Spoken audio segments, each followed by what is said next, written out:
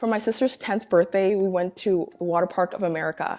I was so excited. So the water park has this like surfing simulation. So I waited in line and got to the front, and the attendant was like, you know, ma'am, it's up to your discretion, but you might want to throw in a shirt because these waves are powerful. I'm like, listen, playa, okay? I watch Soul Surfer, I know a thing or two.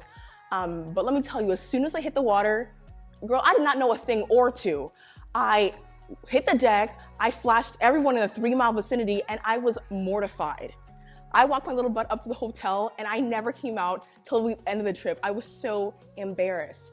And what made it worse was everyone was watching me. And I know that's a funny story, but it's emblematic of how in life, people are watching you whether you look cute with your little contour or your worst moments.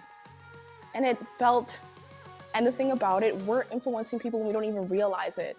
People are constantly making judgments of what we represent and what we value. And whether we like it or not, as Christians, people are always watching us. I learned it the hard way. In 2nd grade, my dad came to my school to drop something off. I wasn't there, but he saw one of my classmates and asked him, oh, are you Nadine's friend? Quickly he responded, no, I'm not Nadine's friend. My mom says she's a bad influence. Later that day, my parents told me, and as 8 years old, I didn't know what bad influence meant, but it didn't seem like a good title. To be fair, 8-year-old Nadine who ate paper and told chicken butt jokes was not a good influence. But it's so funny how I didn't even know long division, but we're already judging people and we're already deciding what they value and what they represent. Years later, luckily I've matured, but now roles and positions, I still feel out of my depth. I feel like people are watching me and I don't have anything to bring them. I feel like I'm not qualified and sometimes inadequate. But this feeling's not new. A lot of people in the Bible felt the exact same way. One person in particular was Moses. In Exodus, God calls Moses to free a nation of Israelites from Egypt. And Moses responded. Moses said to the Lord, pardon your servant, Lord. I have never been eloquent, neither in the past nor since you have spoken to your servant. I am slow of speech and tongue. The Lord said to him, who gave human beings their mouths? Who made them deaf or mute? Who gives them sight or makes them blind? It is not I, the Lord. Now go, I will help you speak, and I will teach you what to say. I think as class of 2020, we're going out and we're going to be in different positions of leadership and people are looking at us and we feel like we're out of our depth. But here's the thing, God is telling us exactly what to say. He will work through us and we will further his kingdom because of him.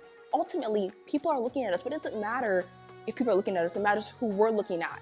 God took Moses, someone with a speech impediment or a stutter or a lisp, to someone who freed people, thousands of people from centuries of oppression. And so at the end of the day, my dad always says, God doesn't call the qualified, he qualifies the called. If God calls you and puts you in a position of power, he'll give you the tools and skills to excel and do an amazing job. Because at the end of the day, being a Christian or being a leader, it's not about being perfect, it's about relying on someone who is. I have a verse I'm gonna leave you with. 2 Corinthians 3, chapter 3, verse 5 says, not that we are competent in ourselves to claim anything for ourselves, but our competence comes from God. So like being in student council this year, I'm like, oh my gosh, I don't know how I got here. I feel so overwhelmed. And God's like, girl, you think you got there because of your jokes? No, you got there because of your Jesus. And I'm gonna work through you and I'm gonna help you influence others at your school. Thank you so much.